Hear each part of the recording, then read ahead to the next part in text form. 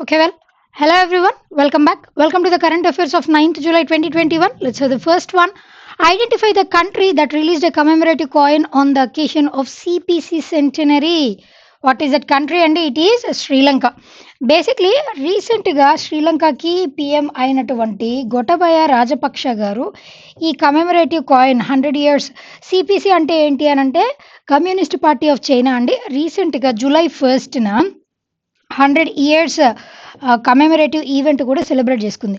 అయితే దానికి ప్రతీకగా వీళ్ళు ఏం చేశారు అని అంటే ఒక కాయిన్ని ఆ 100 yearsని స్మరిస్తూ ఒక కమెమరేటివ్ కాయిన్ని రిలీజ్ చేశారు. అదేవిధంగా కేవలం CPC communist party of China 100 years celebrate చేసుకుంటున్నటువంటి సందర్భం అది మాత్రమే కాదండి. దానితో పాటుగా శ్రీలంకకి చైనాకి మధ్య ఉన్నటువంటి 65 years లాంగ్ రిలేషన్షిప్ దానిని కూడా సెలబ్రేట్ చేసుకుంటూ ఈ కాయిన్ని రిలీజ్ చేశారు. అది మాత్రమే కాదు, రీసెంట్గా ఈ పాండమిక్ టైంలో శ్రీలంకకి చైనా ఫినాన్షియల్గా ఏ విధంగా సహాయం చేసింది, ఇది వరకు ఫినాన్షియల్ అసిస్టెన్స్ని ప్రొవైడ్ చేసిందండి. దానితో పాటుగా రీసెంట్గా ఇంకొక అడిషనల్ $1 billion డాలర్స్ని కూడా ఫినాన్షియల్ అసిస్టెన్స్ రూపంలో ఈ పాండమిక్ నుంచి కోలుకోవడం కోసం అని చెప్పేసి శ్రీలంకకి చైనా శాంక్షన్ చేసింది. ఇది మాత్రమే కాదు, రీసెంట్గా జరిగినటువంటి హ్యూమన్ రైట్స్ ఈ యాక్టివిటీస్లో కూడా చైనా అన్నటువంటిది శ్రీలంకకి హెల్ప్ఫుల్గా ఉంది. ఆ విధంగా శ్రీలంకకి చైనా అన్నటువంటిది సిన్సియర్ ఫ్రెండ్ అని భావిస్తారు అని చెప్పేసి గొటబయ రాజపక్ష గారు రీసెంట్గా వెల్లడించారు. ఇదైతే 100 years CPC communist party of China పెట్టి 100 years అయిపోయినటువంటి సందర్భంగా జూలై 1st వీళ్ళు సెలబ్రేషన్స్ని జరిపారు. అది మనందరికీ తెలిసిన విషయమే. దాన్ని కమెమరేట్ చేసుకుంటూ వీళ్ళు ఒక కాయిన్ని రిలీజ్ చేశారు. Right, next one. India's first case of Zika virus has been reported in which state recently?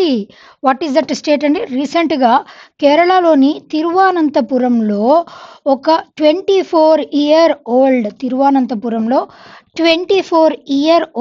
Pregnant women, ఈ 24-year-old అయినటువంటి ప్రెగ్నెంట్ విమెన్లో జికా వైరస్ని ఐడెంటిఫై చేశారు.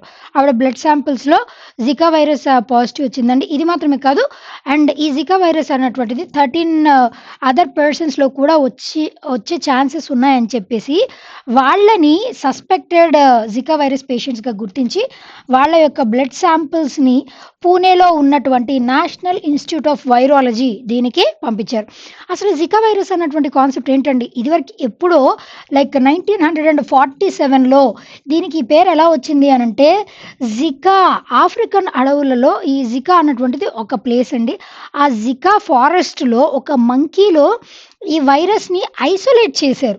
మంకీ త్రూ స్ప్రెడ్ అవ్వలేదండి, బట్ మంకీస్లో ఈ వైరస్ని ఐసోలేట్ చేయడం జరిగింది. అయితే అప్పుడు 1947లో ఐసోలేట్ చేసిన తర్వాత ఇన్ ద ఇయర్ 1952లో ఉగాండాలో మొట్టమొదటి ఫస్ట్ హ్యూమన్ కేస్ అన్నటువంటిది ఉగాండాలోని ఫస్ట్ హ్యూమన్ కేస్ ఉగాండాలో 1952లో ఫస్ట్ హ్యూమన్ కేస్ అన్నటువంటిది రికార్డ్ అయ్యింది జికా వైరస్ విషయంలో. దాని తర్వాత అది ఆఫ్రికా నుంచి ఏషియన్ కంట్రీస్కి కూడా స్ప్రెడ్ అయిందండి. ఆ విధంగా స్ప్రెడ్ అయింది. రీసెంట్గా మళ్ళీ ఇప్పుడు again it is into lime light. అయితే ఇది దేనివల్ల స్ప్రెడ్ అవుతుందని అంటే మేజర్ రీజన్ వచ్చేసి దిస్ ఈజ్ వైరల్ ఇన్ఫెక్షన్ అండి. మీకు ఎగ్జామినేషన్లో కొంచెం ట్రికీగా అడగాలి అని అంటే జికా ఇన్ఫెక్షన్ అన్నటువంటిది whether it is bacterial, viral, fungal అని అడుగుతారు. జికా వైరస్ పేరులోనే ఉంది కాబట్టి వైరస్ త్రూ వైరల్ ఇన్ఫెక్షన్. వేరాజ్ దేని వల్ల స్ప్రెడ్ అవుతుంది అని అంటే దీంట్లో ముఖ్యంగా ఏడిస్ ఈజిప్టి అన్నటువంటి మస్కిటో. ఈ మస్కిటో దేన్ని స్ప్రెడ్ చేస్తుందండి? జికా వైరస్ని మాత్రమే కాదు, ఇంకొకటి ఏంటి అని అంటే that is nothing but dengue ఫీవర్ని కూడా స్ప్రెడ్ చేస్తుంది. ఏడిస్ ఈజిప్టి అన్నటువంటిది డెంగ్యూ ఫీవర్ని కూడా స్ప్రెడ్ చేస్తుంది. అందుకే దానికి ఎల్లో ఫీవర్ మస్కిటో అని కూడా దానికి పేరు. అయితే ఈ ఏడిస్ ఈజిప్టి మెయిన్ క్యారియర్, ఒక పర్సన్ నుంచి ఇంకో పర్సన్కి మెయిన్ క్యారియర్గా ఏది యాక్ట్ చేస్తుందంటే ఏడిస్ ఈజిప్టి అన్నటువంటి దోమ క్యారియర్గా యాక్ట్ చేస్తుంది. దీని ద్వారా ఈ జికా వైరస్ ఒకవేళ ఎవరికైనా జికా వైరస్ సస్పెక్టెడ్ పేషెంట్స్ ఉంటే వాళ్ళలో అబ్జర్వ్ చేయాల్సినటువంటి సిమ్టమ్స్ వాళ్ళకి ఏముంటాయనంటే లైక్ మేజర్‌గా వచ్చేసి కంజక్టివైటిస్ అంటే ఏంటండి? కళకళకలు అంటాం కదా! Those are the things. దీనితో పాటు మజిల్ పెయిన్స్ ఉంటాయండి. కంజక్టివైటిస్, మజిల్ పెయిన్ ఉంటుంది. మేజర్‌గా హెడేక్ కూడా ఉంటుంది. దీనితో పాటుగా స్కిన్ ర్యాషెస్ ఉంటాయి. All these are considered as symptoms for this Zika virus. ఈ విధంగా జికా వైరస్ మరి ఎందుకండి జికా వైరస్‌కి ఇంత భయపడాల్సిన పని ఏంటి అనంటే, బికాజ్ జికా వైరస్ అన్నటువంటి దానికి క్యూర్ ఏది లేదు. వ్యాక్సిన్ లేదు, క్యూర్ లేదు, ఏమీ లేదండి. అందుకోసం అని చెప్పేసి జికా వైరస్‌కి భయపడాల్సినటువంటి పరిస్థితి వచ్చింది. ఈ వైరల్ డిసీజెస్ అన్నీ కూడా ఫాస్ట్‌గా స్ప్రెడ్ అవుతాయి కాబట్టి, ఇంకా కేర్‌ఫుల్‌గా ఉండడం చాలా ఉత్తమమైనటువంటి పని. This is the thing. Clear కదండీ! Right. Next one. Who authored the book titled 'pregnancy bible'? Who is she? Kareena Kapoor Khan గారు రీసెంట్‌గా 'ప్రెగ్నెన్సీ బైబిల్' అనేటువంటి పుస్తకాన్ని లాంచ్ చేశారు. She has authored this book అండి. బేసిక్‌లీ ఈ బుక్ 'ప్రెగ్నెన్సీ బైబిల్' ఆవిడ like while she has given birth to 2 children. ఇద్దరు పిల్లలకి బర్త్ ఇచ్చిన తర్వాత ఆవిడ ప్రెగ్నెన్సీలో ఎదుర్కొన్నటువంటి మైల్‌స్టోన్స్ అన్నిటిని కూడా ఈ పుస్తకం రూపంలో పొందుపరిచారు. సో దట్ ఫర్దర్‌గా హెల్ప్‌ఫుల్‌గా ఉంటుంది. విమెన్‌కి హెల్ప్‌ఫుల్‌గా ఉంటుంది అన్నటువంటి ఉద్దేశంతో ఆవిడకున్నటువంటి ఈ ప్రెగ్నెన్సీ టైమ్‌లో వచ్చేటువంటి క్రేవింగ్స్ కానీ, మూడ్ స్వింగ్స్ కానీ, ఆల్ దోస్ థింగ్స్ వీటన్నిటికి సంబంధించి ఈ ప్రెగ్నెన్సీ టైమ్‌లో తీసుకోవాల్సినటువంటి మెళకువలు వీటన్నిటిని కూడా 'ప్రెగ్నెన్సీ బైబిల్' అనేటువంటి బుక్‌లో పొందుపరిచారు. దీని ద్వారా she has mentioned this book as her third child. ఆవిడ థర్డ్ చైల్డ్‌గా 'ప్రెగ్నెన్సీ బైబిల్' అనేటువంటి బుక్‌ని ఆవిడ మెన్షన్ చేశారు. Like that all her experiences ఈ 'ప్రెగ్నెన్సీ బైబిల్' అనేటువంటి పుస్తకంలో రంగరించి పుస్తకాన్ని రచించారు. క్లియర్ కదండీ! Right. Next one. She who has become first African American to win 2021 Scripps national spelling bee? Yes. Who is she? Zaila Avant garde గారు. Zaila Avant garde she has become the first African American అండి. మొట్టమొదటి African American. ఇదివరకు మరి Africa నుంచి ఎవరు లేరా అండి out side US అంటే 1998లో జోడీ యాన్ మ్యాక్స్‌వెల్ 1998లో from America out of away from America, Africa దేశం నుంచి స్పెల్లింగ్ బీలో విన్ అయ్యారు. అయితే రీసెంట్‌గా మొట్టమొదటి ఆఫ్రికన్ అమెరికన్‌గా జలియా అవాంత్ గ్రాడే గారు పేరొందారు. అయితే ఈ స్క్రిప్స్ నేషనల్ స్పెల్లింగ్ బీ జనరల్‌గా స్పెల్లింగ్ బీ అంటే ఏంటండి? స్పెల్ బీ అన్నటువంటి ఈ కాంపిటీషన్స్ ఏంటి అనంటే ఏదన్నా ఒక ట్రిక్కీ వర్డ్‌ని ఇస్తారు. దానిని వితిన్ ఎ స్టిపులేటెడ్ టైమ్ అంటే వాళ్ళిచ్చినటువంటి టైమ్ లిమిట్‌లో మనం దానిని స్పెల్ చేయాలి. సపోజ్ ఇప్పుడు జడ్జెస్ సైకాలజీ అన్నారనుకోండి. పీఎస్‌వై, సీహెచ్ఓ, ఎల్ఓజీవై అని చెప్పేసి చెప్పగలగాలి. వాళ్ళకి కొన్ని కొన్ని వర్డ్స్ ఎట్లా ఉంటాయంటే ట్రిక్కీగా ఉంటాయి. అంటే 2, 3 పదాలు ఒకటేలాగా ఉండొచ్చు. కానీ వాటి అర్థం వేరే ఉండొచ్చు. అలాంటప్పుడు డౌట్ ఏమన్నా వచ్చినప్పుడు దాని యొక్క మీనింగ్, ఆరిజిన్ అడిగితే చెప్తారు. సో దట్ అప్పుడు మనం దానికి వచ్చేటువంటి కరెక్ట్ స్పెల్‌ని ప్రొనౌన్స్ చేసేటువంటి అవకాశాన్ని కల్పిస్తారు జడ్జెస్. ఈ విధంగా స్పెల్ బీ కాంపిటీషన్స్ అన్నటువంటివి ఈ వితిన్ స్టిపులేటెడ్ టైమ్ ఇచ్చినటువంటి టైమ్ లిమిట్‌లో వాళ్ళు చెప్పినటువంటి పదాన్ని స్పెల్ చేయాలి. That is spelling be competitions. ఇక్కడ షీ ఈజ్ బాస్కెట్‌బాల్ ఛాంపియన్ అండి. At the age of 14 years 14 సంవత్సరాల వయసులోనే ఈ స్పెల్ బీ కాంపిటీషన్స్‌లో విజేతగా నిలిచారు ఈవిడ. ఈ స్పెల్ బీ అన్నటువంటిది ఆ అమ్మాయికి సైడ్ హాబీ లాంటిదంట. అపార్ట్ ఫ్రమ్ బాస్కెట్‌బాల్ బిసైడ్స్ ఈ స్పెల్ బీ అన్నటువంటి దాంట్లో కూడా రీసెంట్‌గా విజేతగా నిలిచింది. బాస్కెట్‌బాల్ ఛాంపియన్‌షిప్స్‌లో అయితే ఆవిడ సాధించినటువంటి విజయాలు గిన్నీస్ బుక్ ఆఫ్ వరల్డ్ రికార్డ్స్‌లో కూడా నమోదయ్యాయి. క్లియర్ కదా? Right. Next one. So which of the following bank has signed an MoU with Indian army offering service salary package under its power salute initiative? What is that bank అండి? It is Axis bank. దీనికి ప్రస్తుతం సీఈఓగా ఉన్నటువంటి person ఎవరండి? అమితాబ్ చౌదరి గారు దీనికి సీఈఓగా ఉన్నారు. అయితే ఈ axis bank salary package power salute అన్నటువంటి ఇనిషియేటివ్ ఏంటి అనంటే బేసిక్‌లీ పవర్ సెల్యూట్ అన్నటువంటిది ఎవరైతే ఆర్మీలో ఇలా డిఫెన్స్ సర్వీసెస్‌లో పనిచేస్తున్నటువంటి ఉద్యోగస్తులు ఉంటారో వాళ్ళందరి యొక్క ఆ పెన్షన్స్ గురించినటువంటి డీటెయిల్స్, అదేవిధంగా పెన్షన్స్ వాళ్ళ అకౌంట్‌లో క్రెడిట్ అవుతున్నాయా లేవా అని చెక్ చేసుకోవడం కోసం అని చెప్పేసి ఈ పవర్ సెల్యూట్ ఇనిషియేటివ్ దీనితో పాటుగా ఇంకా అడిషనల్ బెనిఫిట్స్ ఏంటి అనంటే, వాళ్ళకి కావాల్సినటువంటి క్రెడిట్ కార్డ్స్ కానీ, డెబిట్ కార్డ్స్ కానీ, అదేవిధంగా loan amounts as well as దానితో పాటు యాక్సిడెంటల్ ఇన్సూరెన్స్ ఇలాంటివన్నీ కూడా ఈ యాక్సిస్ బ్యాంక్ అన్నటువంటిది పవర్ సెల్యూట్ అన్నటువంటి ఇనిషియేటివ్ ద్వారా వాళ్ళకి స్పెషల్‌గా కల్పిస్తుంది. అది మాత్రమే కాదండి, రీసెంట్‌గా ఐసీఐసీఐ బ్యాంక్ వాళ్ళు నేషనల్ డాక్టర్స్ డే సందర్భంగా వీళ్ళు వాళ్ళకి బెనిఫిట్ చేకూరేటువంటి విధంగా సెల్యూట్ డాక్టర్స్ అన్నటువంటి ఇనిషియేటివ్‌ని లాంచ్ చేశారు. దీని గురించి మనం ఆల్రెడీ ఎక్స్‌ప్లెయిన్ చేసుకున్నాం. అదేవిధంగా హెచ్‌డీఎఫ్‌సీ బ్యాంక్ వచ్చేసి వీళ్ళు నేషనల్ డాక్టర్స్ డే అయినటువంటి July 1 is observed as national doctors day కదండీ. హెచ్‌డీఎఫ్‌సీ బ్యాంక్ వాళ్ళు అయితే సలాం దిల్ సే అన్నటువంటి ఇనిషియేటివ్‌ని వాళ్ళకి బెనిఫిట్ చేకూర్చాలి అన్నటువంటి ఉద్దేశంతో వీటిని లాంచ్ చేశారు.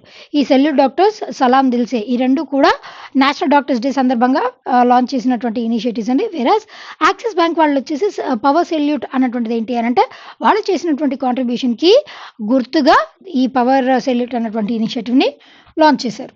Right, next one. సి Ministry of Defense has implemented what web-based integrated system for sanction and disbursement of defense pension. What is that thing? And it is Sparsh అన్నటువంటిది ఏంటి అనంటే system for pension administration Raksha. System for pension administration Raksha అండి. This is the full form of Sparsh.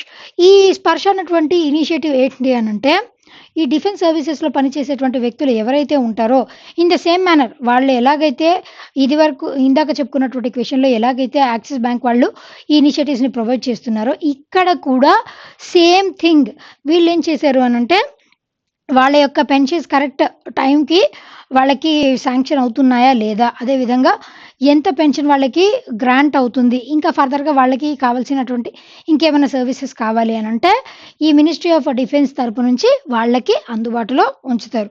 డిఫెన్స్లో include అయినటువంటి ప్రతి ఒక్క పర్సన్కి ఈ స్పర్శ అన్నటువంటి దాని ద్వారా ఈ వెబ్ బేస్డ్ సర్వీసెస్ని అందజేయాలనేటువంటి ఉద్దేశంతో స్పర్శ అన్నటువంటి దాన్ని లాంచ్ చేశారు. క్లియర్ కదండి. Right, next one. A government high school in which state has become the first state-run school in India to be a part of the program to launch a satellite? What is that state? It is Karnataka. Karnataka state government recentగా వీళ్ళు ఏం చేశారు అని అంటే, కర్ణాటక స్టేట్లో మల్లేశ్వరం అన్నటువంటి డిస్ట్రిక్ట్లో ఉన్నటువంటి government high school, Malleswaram government high school, ఈ స్కూల్ నుంచి ఆ స్కూల్లో ఉన్నటువంటి స్టూడెంట్స్ ఎవరైతే ఉన్నారో వాళ్ళ నుంచి ఒక 75 స్టూడెంట్స్ని ఐడెంటిఫై చేసి ఆ 75 స్టూడెంట్స్ వచ్చేసి 75 శాటిలైట్స్ని తయారు చేయొచ్చు. నాట్ ఓన్లీ 75 స్టూడెంట్స్ అని ఎగ్జాక్ట్ నెంబర్ ఏం లేదండి, మినిమం 75 స్టూడెంట్స్. అయితే నెంబర్ ఆఫ్ శాటిలైట్స్ మాత్రం 75 శాటిలైట్స్. ఎందుకు అనంటే ఆజాదీ కా అమృత్ మహోత్సవ్ అని చెప్పేసి మన ప్రైమ్ మినిస్టర్ నరేంద్ర మోదీ గారు ఈ 75 ఇయర్స్ ఆఫ్ ఇండిపెండెన్స్ని సెలబ్రేట్ చేసుకోవడం అని చెప్పేసి నెక్స్ట్ 2022లో ఇండిపెండెన్స్ డే రోజు జరగబోయేటువంటి సెలబ్రేషన్ 75 ఇయర్స్ ఆఫ్ ఇండిపెండెన్స్లో భాగంగా ఈ ఆజాదీ కా అమృత్ మహోత్సవ్ అన్నటువంటి దాన్ని లాంచ్ చేశారు. అది మనందరికీ తెలిసిందే. అయితే దానిలో భాగంగానే ఈ 75 శాటిలైట్స్ని జనరల్గా అయితే శాటిలైట్స్ని ఎవరు తయారు చేస్తారండి? మేజర్గా అయితే ఇంజనీరింగ్ స్టూడెంట్స్ తయారు చేస్తారు, లేదనంటే సైంటిస్ట్ రీసెర్చర్స్ వీళ్ళు తయారు చేస్తారు. కాకపోతే ఇక్కడ మొట్టమొదటిసారిగా, అది కూడా ప్రైవేట్ స్కూల్ కాదండి, గవర్నమెంట్ స్కూల్లో చదివేటువంటి స్టూడెంట్స్తో మొట్టమొదటిసారిగా తయారు చేయబోయేటువంటి స్టేట్ ఏది అనంటే కర్ణాటక. ఇన్ అసోసియేషన్ విత్ ఎవరితో అనంటే ఇస్రో వాళ్ళతో అసోసియేట్ అయిపోయి ఈ 75 శాటిలైట్స్ని 75 ఇయర్స్ ఆఫ్ ఇండిపెండెన్స్ దానికి ప్రతీకగా వీళ్ళు లాంచ్ చేయబోతున్నారు. Clear? Right. Next one. So, which of the following airways was the first Middle Eastern airline to participate in the Turbulence Awareness Initiative? What is that airways? And it is Qatar Airways అన్నటువంటిది రీసెంట్గా turbulence awareness initiative. ఈ turbulence awareness initiative అన్నటువంటిది ఎవరు initiate చేస్తారు అనంటే IATA వాళ్ళు, ఈ international air travel association వీళ్ళు ఐఐటిఏ వాళ్ళు దీన్ని లాంచ్ చేస్తారండి. దీని యొక్క హెడ్ క్వార్టర్స్ ఎక్కడున్నాయనంటే those are situated in Montreal, Canada. ఈ ఐఐటిఏ వాళ్ళు కండక్ట్ చేసేటువంటి టర్బులెన్స్ అవేర్‌నెస్ ఇనిషియేటివ్ అన్నటువంటి దాంట్లో ఇదివరకైతే డిఫరెంట్ ఎయిర్‌వేస్ పార్టిసిపేట్ చేసేవి. కాకపోతే మొట్టమొదటిసారిగా మిడిల్ ఈస్ట్ కంట్రీస్ నుంచి ఒక ఎయిర్‌వేస్ పార్టిసిపేట్ చేయడం ఇదే మొట్టమొదటిసారండి. ఈ టర్బులెన్స్ ఇనిషియేటివ్ అన్నటువంటిది ఏంటి అనంటే, ఈ ఫ్లైట్ ట్రావెల్‌లో ట్రావెలింగ్ టైమ్ అప్పుడు జరిగేటువంటి టర్బులెన్స్ దానిని ఓవర్‌కమ్ చేయడం కోసం అని చెప్పేసి. ఈ టర్బులెన్స్ ద్వారా వచ్చేటువంటి నష్టాలు ఏంటి అనంటే ఒక్కొక్కసారి లైఫ్ నష్టం కూడా జరగొచ్చు. అయితే మేజర్‌గా ఎక్కువ పరిస్థితిలో ఏం జరుగుతుంది అనంటే ఫ్యూయల్ కన్జంప్షన్ అన్నటువంటిది ఎక్కువవుతుంది. దేర్‌బై ఎన్వైర్‌మెంటల్ డ్యామేజ్ కూడా ఎక్కువగానే జరుగుతుంది. దేర్‌బై ఏమవుతుంది? కార్బన్ డయాక్సైడ్ ఎమిషన్స్ అన్నవి కూడా ఇంక్రీజ్ అయిపోతాయి. ఈ విధంగా గ్రీన్ హౌస్ గ్యాస్ ఎఫెక్ట్‌ని తగ్గించడం కోసం అని చెప్పేసి కార్బన్ ఫుట్ ప్రింట్‌ని తగ్గించడం అదొకటి. ఎన్వైర్‌మెంటల్ డ్యామేజ్ తగ్గించడం కోసం, ఫ్యూయల్ కన్జంప్షన్ తగ్గించడం కోసం వీటన్నిటిని దృష్టిలో పెట్టుకొని ఈ మిడిల్ ఈస్ట్ కంట్రీ ఎయిర్‌వే అయినటువంటి ఖత్తర్ ఎయిర్‌వేస్ మొట్టమొదటిసారిగా దీనిలో పార్టిసిపేట్ చేసింది. సో దట్ వీటన్నిటిని ఓవర్‌కమ్ చేయడం కోసం అని చెప్పేసి. క్లియర్ కదండి? Right. Next one. Recently PM Modi received first copy of the book titled The Ramayana of Sri Guru Gobind Singh Ji, penned by దానిని ఎవరు రచించారండి? లేట్ బాల్జిత్ కౌర్ తులసి గారు రచించారు. ఈవిడ ఎవరు అనంటే she is the mother of KTS తులసీజీ. KTS తులసీజీ గారు వచ్చేసి renowned lawyer of India అండి, one of the renowned lawyers of India. అయితే ఆయన మదర్ అయినటువంటి లేట్ బాల్జిత్ కౌర్ తులసి గారు ఈ పుస్తకాన్ని రచించారు. మరి ఇప్పుడు ఎందుకండి అనంటే ఈ సిక్కిజంలో ఉన్నటువంటి ప్రిన్సిపల్స్ దానిని ఆధారితంగా చేసుకొని మనం ఫర్దర్‌గా ఏ విధంగా డెవలప్ అవ్వాలి అన్నటువంటి దానిని దృష్టిలో పెట్టుకొని రీసెంట్‌గా ప్రైమ్ మినిస్టర్ నరేంద్ర మోదీ గారికి ఈ పుస్తకాన్ని అందించారు. సిక్కిజం కాన్సెప్ట్‌లో సిక్కిజం రిలీజియన్‌లో గురు కాన్సెప్ట్ ఉండేదండి. అంటే స్టార్టింగ్ గురువు నుంచి ఎండింగ్ గురువు వరకు, అంటే టోటల్‌గా ఎంతమంది గురువులు ఉన్నారనంటే 10 గురూస్ ఉన్నారండి. ఈ లాస్ట్ 10th గురువు వచ్చేసి ఎవరు అనంటే గురు గోవింద్ సింగ్ గారు. ఈయన 10th అండ్ ద లాస్ట్ గురు. ఆయన తర్వాత గురు డిసైపుల్ కాన్సెప్ట్ అన్నటువంటిది లేదు. ఏ విధంగా అనంటే ఎవరైతే గురువు ఉంటారో, సపోజ్ ఫస్ట్ గురువు ఉన్నారనుకోండి, ఆ గురువు ఆయన టర్మ్ అయిపోయిన తర్వాత నెక్స్ట్ గురువుగా ఎవరు ఉండాలో ఆయన నిర్ణయిస్తారు. అయితే జస్ట్ లైక్ సీఎంస్, ఇప్పుడు స్టేట్‌కి సీఎం ఏ విధంగా అయితే ఉంటారో, ఒక పార్టీ నుంచి వచ్చినటువంటి సీఎం పదవిలోకి వచ్చినప్పుడు ఏ విధంగా ఆయనకు అనుగుణంగా ఇనిషియేటివ్స్‌ని లాంచ్ చేస్తారో, ఇన్ ద సేమ్ మేనర్ ఇక్కడ కూడా గురు కాన్సెప్ట్‌లో వాళ్ళకి తగ్గట్టుగానే, ఏ గురువు అయితే వస్తారో వాళ్ళకి తగ్గట్టుగానే అనుగుణంగా మార్పులు చేర్పులు తీసుకొని వచ్చేవారు. ఆ కాన్సెప్ట్ అనేటువంటి 10th సిక్ గురువు తర్వాత ఎండ్ అయిపోయింది. అండ్ దాని తర్వాత వీళ్ళు దేన్ని ఫాలో అయ్యారు అనంటే గురు గ్రంథ్ సాహిబ్. వీళ్ళకి ఈ గురు గ్రంథ్ సాహిబ్ అన్నటువంటిది ఏంటి అంటే హోలీ బుక్ ఆఫ్ సిక్కుల యొక్క హోలీ బుక్‌గా గురు గ్రంథ్ సాహిబ్‌ని పేర్కొంటారు. అయితే ఆ గురు గ్రంథ్ సాహిబ్‌లో ఉన్నటువంటి విషయాల్ని వీళ్ళు ఆచరణలో పెడతారు. సో దాట్ ఖల్సా కాన్సెప్ట్ అన్నటువంటిది కూడా ఎక్కువగా ప్రమోట్ చేసేటువంటి వీలు ఉంటుంది. ఖల్సా కాన్సెప్ట్ అంటే నేను చెప్పానండి, ఎట్లయితే క్రిస్టియన్‌లో బాప్తిజం ఉంటుందో ఇక్కడ సిక్కిజంలో బాప్తిజం అంటే స్ట్రిక్ట్‌గా సిక్కిజంని ఫాలో అయ్యేటువంటి వాళ్ళు దేన్ని ఆచరిస్తారంటే ఖల్సా కాన్సెప్ట్. దీంట్లో 5 Ksని ఫాలో అవుతారు. 5 Ks ఆర్ కంగా, కరా, కేష్, కిర్పన్, కచ్చా. ఈ 5 Ksని తూచా తప్పకుండా ఆచరించాల్సిందే. క్లియర్ కదా? Right. Next one, the last one for today. According to the hunger virus multiplies, how many people are died due to hunger in each minute?